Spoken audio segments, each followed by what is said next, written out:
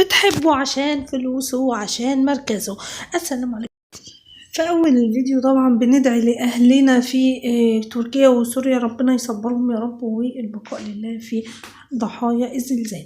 ورحمة الله وبركاته. اللهم صل وسلم وبارك على سيدنا محمد. ازيكم يا جماعة، عاملين ايه؟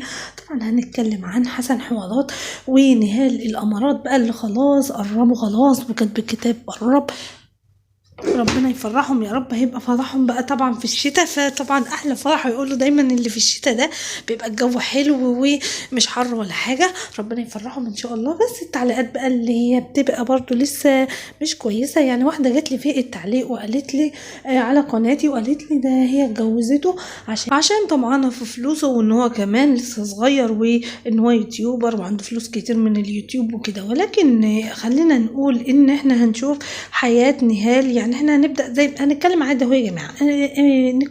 بيت نهال، وكمان لما ظهرت ان عندهم فيلا، وان هو واضح ما شاء الله عليهم العز اصلا، وان هم مش محتاجين لحد فلوسه كتير عشان هم طمعانين فيه او كده. واضح هم كمان عايشين في فيلا اهو. يعني هو فعلا زي ما هي قالت ان باباها تاجر كبير، وان هم ما شاء الله الحاله الماديه بتاعتهم كويسه جدا. واضح كمان ان نهال فرحانه بيه قوي، وحسن كمان مبسوط، ربنا يفرحهم يا رب. وعملوا السيشن بقى النهارده، وبتورينا هي الدبله والمحبس. ربنا يفرحك يا نهال، وانت اصلا اموره وعسل.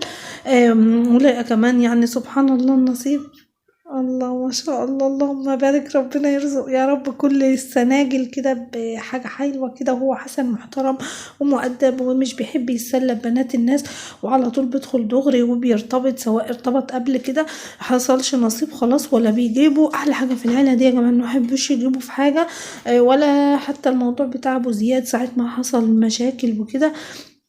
نيرة بتحب تعمل طبعا فيديوهات، بتحب تهزر، ورماس كمان. يعني رماس بتحب خالها محمد. شوفوا بقى انا تعالي بس القمر ده لسه صاحيه، بس القمر ده لسه صاحيه.